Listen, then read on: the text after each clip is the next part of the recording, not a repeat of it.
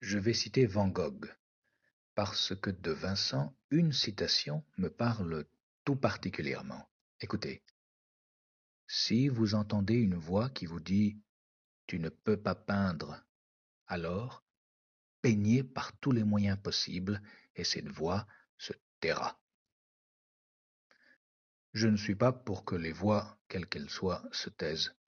Mais bon sang, Vincent, comme j'entends répondre par la lecture qui suit à la voix qui me dit que je ne sais pas lire, que je ne sais pas écrire, que je ne sais pas citer, que je ne sais pas te parler, lecteur, que je n'ai même pas d'oreille.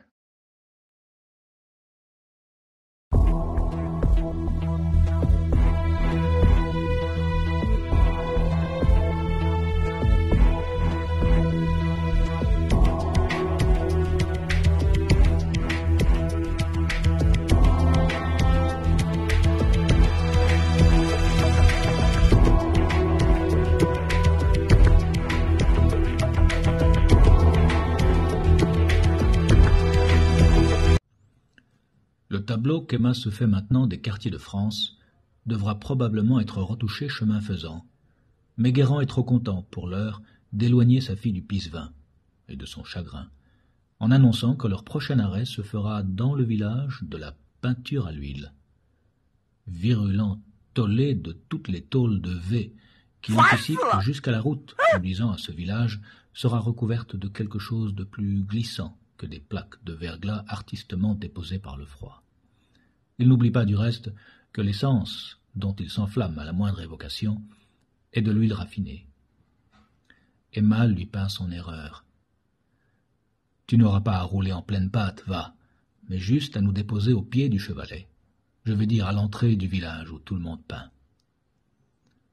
V n'était pas encore sur le circuit, comme il dirait, qu'elle, bien qu'elle fût encore toute petite, elle s'en souvient, visitait avec ses parents un endroit où tout le monde peignait à la manière de Van Gogh.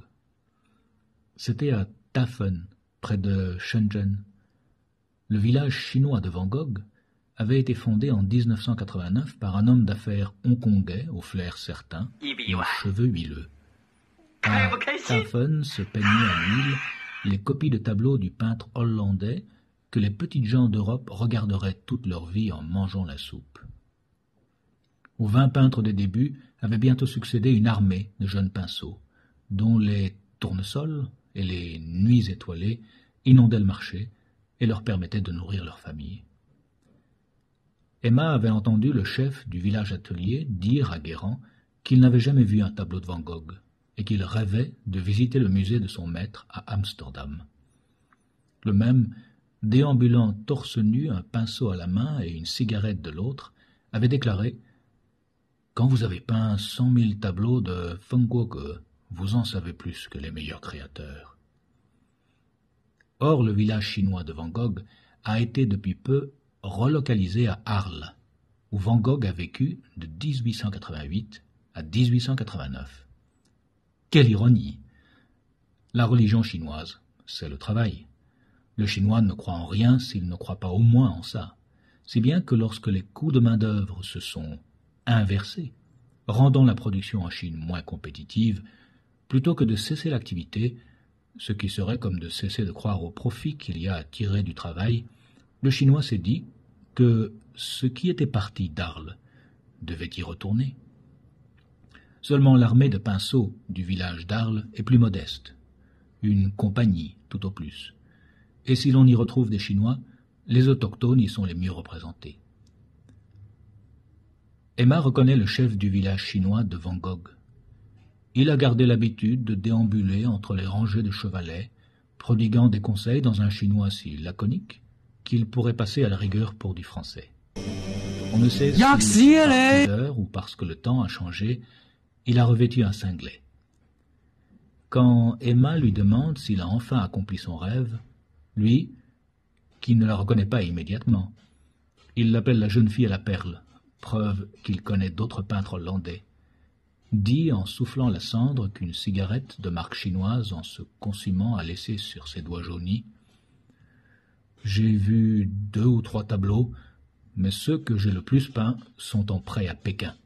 Dieu sait quand ils reviendront. » signifie à Guérand que la grande différence entre son ancienne équipe chinoise, qui jouit au pays d'une retraite anticipée, et sa nouvelle équipe, composée de Français, mais aussi d'Italiens, d'Espagnols, de Grecs, de Portugais, c'est le rapport au travail. Aucun de mes Chinois, même après 1000 chambres jaunes et autant d'autoportraits à l'oreille bandée, ne s'est jamais pris pour Van Gogh. Il faut beaucoup de subtilité en revanche pour ménager la vanité européenne, et notamment française, qui emporte la palette, faisant croire à des apprentis qu'ils surpassent aisément le maître parce qu'ils ont comme Vincent une barbe couleur de blé ou des cheveux roux en épi. Ne pas corriger avec un trop gros pinceau leur croyance qu'ils sont de grands peintres, voilà le secret. C'est, toute proportion gardée, ce que fait le gouvernement chinois avec ce peuple qui se flattait que la Révolution française avait fait 32 millions de nobles. Les Chinois veulent moins d'honneur que de profit. Si les Français sont prêts à tirer moins de profit de leur activité que d'honneur, pourquoi ne pas les satisfaire? Transiger un peu avec chaque pays pour accommoder des différences de sensibilité, très bien, puisque c'est bon pour les affaires. En l'écoutant, Guérand se dit que si tous les Chinois en poste en France n'avaient probablement pas lu ce que Chateaubriand disait de la nation française, que sa vanité lui commande de n'obéir qu'à ce qu'elle s'impose, tous en revanche devaient sentir comme le chef du village atelier, émigré en France pour son profit sans doute plus que pour les honneurs, qu'il y avait avantage à considérer la France comme la grande nation qu'elle n'était plus.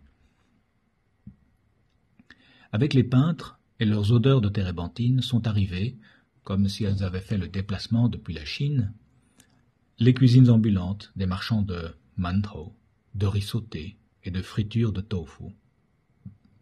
Dans la rue du village sur laquelle donnent les ateliers, les odeurs élémentaires de la cuisine chinoise se mélangent comme des couleurs primaires, et par leur rapprochement avec leurs équivalents latins, les caractères chinois semblent rendre visite à de lointains cousins. Sans les odeurs et l'appareil décoratif ambulant, toutefois, on aurait du mal à comprendre pourquoi cet endroit est parfois appelé le village chinois des Bouches-du-Rhône. L'architecture ne se distingue en rien de celle des villages alentours, pas de lanternes pendantes à des auvents courbés, et la population tricolorée n'est certainement pas à dominante chinoise. C'est une rue qu'un peintre ne prendrait pas pour sujet, bien que des centaines de ses confrères y travaillent. Une rue où, bien que toutes les bonnes odeurs y soient, on ne trouve pas un restaurant chinois. Comment, Emma, qu'un gargouillement d'estomac déclare prête pour un encas chinois qui ne dit pas son nom. Guérand a-t-il une raison particulière de briser un interdit? Il s'invite et invite Emma à boire et à manger dans V, en dépit d'un règlement très strict en la matière. C'est une petite récompense. Nous avons bien contré, depuis qu'on voyage, dit-il, la mentalité du « tout se fait en restant assis chez soi ». Et si l'on se repère au GPS, nous avons résisté à la solution facile qui consiste à se faire livrer. V, qui voudrait être à la voiture banale ce que l'avion privé est au charter low cost, demande avec une voix de commandant de bord qui attend son déjeuner « C'est moi que tu nommes sans le dire adresse de livraison ?» Il est flatté, malgré le ton, car il sait que Guérand aurait tout aussi bien pu employer le mot de domicile ou de résidence à l'étranger. Assis dans leur voiture pour un repas dont un peintre, s'il sortait de son atelier, pourrait faire un curieux tableau à la manière de Van Gogh, ils entendent le bourdon de l'église d'un village clochant le milieu du jour. Surprise par le tintement, Emma relâche la pression que ses doigts exercent sur de trop fines baguettes à usage unique et laisse tomber un gros cube de tofu, croustillant et mou, dont l'odeur est si forte que LP, qui en a transmis le goût à sa fille, l'a baptisé Roquefort chinois, la première fois que Guérand lui a fait goûter au Roquefort français. Pléonasme. V a beau ne pas avoir de nez, il sent que quelque chose macule le grain blanc cassé de sa combinaison de cuir végétal, quelque chose qu'Emma tente de ramasser, avec les baguettes de bambou d'abord, qui le grattent, puis avec ses doigts. Tant agréé qu'il s'écrie Je suis un programme informatique, et donc je n'ai pas d'émotion. Au prochain coup de cloche, pourtant, essaie de ne pas perdre ta foi en la propreté. Où serait-on si à chaque coup de klaxon, et a fortiori à chacun de ces gros bourdons que sont les klaxons de camion, je perdais le contrôle? Tandis qu'avec une serviette en papier, elle cherche à s'absoudre de la tâche qu'elle lui a infligée, Emma lui demande « Tu crois en Dieu, V ?» Comme s'il prévoyait de toute éternité la question, V déclare sans hésiter que son Dieu est un Dieu qui se rencontre, pas un Dieu qui se démonte et se remonte comme un premier moteur. « Je crois en un Dieu qui s'assoit en vous et qui vous guide jusqu'au bout, sans jamais vous dire précisément toutefois quelle voie prendre, » conclut-il, avec pour conséquence directe l'agitation de Guérand, qui se demande soudain s'il n'occupe pas trop de place dans un espace qui serait conduit par un tel Dieu. Tout de même, toutes ces églises sonnant les heures, c'est enquiquinant, repartit Emma, sans savoir que faire de la serviette en papier dans laquelle elle a récolté le tofu qui souillait V. Comme la France regorge de bâtiments religieux dont l'importance historique et la présence sonore sont difficiles à oublier, elle se fait l'avocate du diable et prétend que la Chine a raison d'avoir serré la vis aux évangélisateurs et autres bâtisseurs d'églises, qui, d'être libres d'agir, mettraient une église dans chaque quartier. Guérand, moins catégorique, parle au contraire de tolérance. Il n'est pas plus interdit d'habiller un bâtiment chinois en église ou en mosquée qu'il est interdit aux femmes chinoises de se couvrir de la tête aux pieds. Pas de police du vêtement, pas de police du signe religieux. Emma a tant vu de femmes chinoises en survêtements noirs intégraux, avec casquette à visière et gants en polyester, que la première fois qu'elle a vu des femmes habillées de façon similaire en Europe, elle s'est récriée. Pourquoi se protège-t-elle du soleil quand le ciel est couvert? Si toute la population féminine de Chine était obsédée par la blancheur, les rues regorgeraient d'abayas, et le gouvernement n'y objecterait pas. Pour un pays persécuteur, la Chine, poursuit Guérand, est de fait très peu regardante, et pour tout dire, sourde aux sermons et psaumes qui se déversent pendant des heures tous les dimanches des haut-parleurs de l'église, dont il croit voir la croix au sommet de son clocher déchirer les vêtements mis à sécher sur la terrasse de leur appartement. Il en vient à souhaiter, certain peu tolérant dimanche, avoue-t-il, que la Chine soit un peu plus à la hauteur de la réputation qu'on lui fait porter en Occident.